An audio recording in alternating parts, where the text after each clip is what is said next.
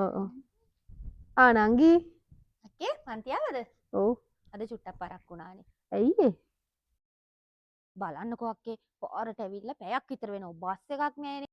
ඔච්චර සල්ලි තියෙද්දි මොකටද නංගි පාරේ බස් එකේ රස්තියද වෙන්නේ? මහත්තයාට කියලා වාහනයක් ගන්නකො නංගි. මං අපේ හස්බන්ඩ්ට කිව්වානේ. මටම වාහනයක් අරන් දෙන්න කියලා. බස් වල ඇවිල්ලා පාරේ රස්තිය ආදු වෙලා මට නම් දැන් එපා වෙලා තියෙන්නේ.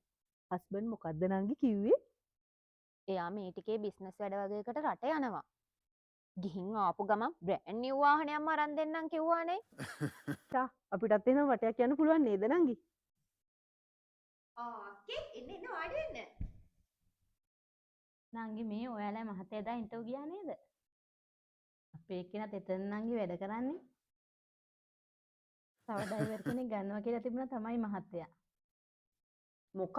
මෙයාගේ මහත්තයා ඩ්‍රයිවිං ජොබ් එකකට යන්නේ? පිස්සුද නංගි? නෑ නෑ ඇත්ත මෙයාගේ මහත්තයා තමයි එදා ඉන්ටර්වයුව එකට ගිහින් තිබුණේ. ආ? මෙයාගේ මහත්තයාගේ බිස්නස් වාහන ඒ ඔක්කොම බොරුද? දැන් මම මොකද්ද කියන්නේ?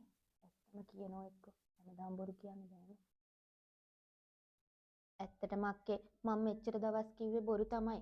අපේ මහත්තයාට ඇති බිස්නස් එකක් නැහැ. මේ දවස් ටිකේ ජොබ් එකක් නැතුව තමයි ඔය ඩ්‍රයිවිං රස්සාව හොයාගෙන ගියේ. මට සමා වෙන්න අක්කේ. මං ඒ වගේ බොරු කිව්වට ඔයාලට.